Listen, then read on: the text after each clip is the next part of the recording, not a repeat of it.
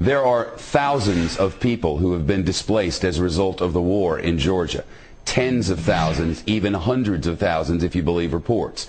Among the unfortunate civilians caught in the crossfire in this conflict, a 12-year-old girl from outside San Francisco. Amanda Kokoyeva was in South Ossetia for a month-and-a-half-long visit with her relatives. She was with family members in a cafe, and all of a sudden, bombs were falling outside. A 12-year-old girl.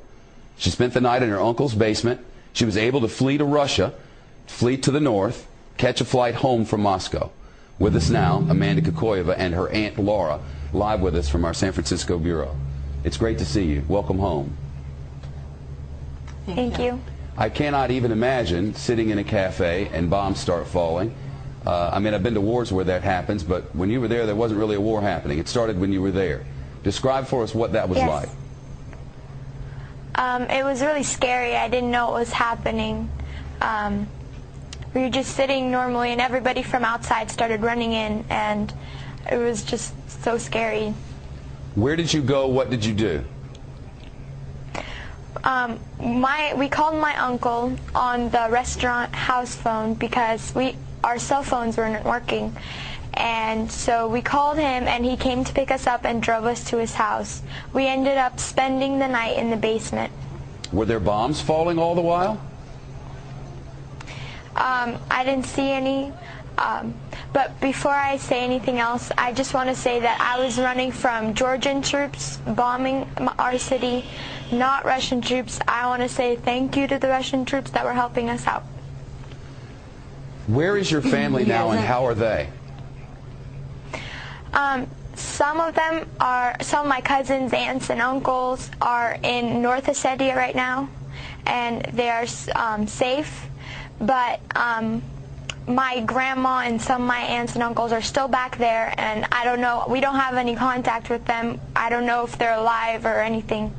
Wow, I know your aunt is with you. This I cannot even imagine. I mean, seeing a 12-year-old go through all of this, it must have been horrifying. Yeah, it was horrifying for all of us, and main thing I wanted to say on the television, I want you to know to whom to blame on this conflict.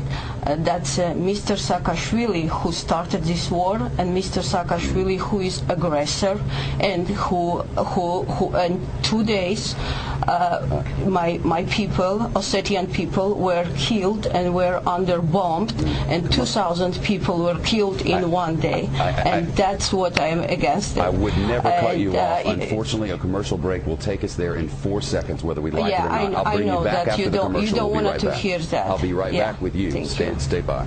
Back with us from San Francisco. This program ends in less than a minute, but I want to give you 30 seconds to complete your thought. So go ahead.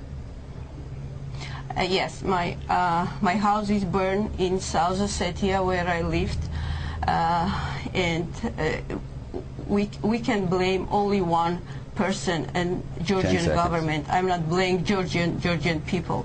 I'm blaming Georgian government, and he has to resign. Well, that's certainly what the Russians want. If I had more time, you would get it, but I have but 5 seconds. Thank you both. The young girl's a hero in San Francisco, and understandably, there are gray areas in war.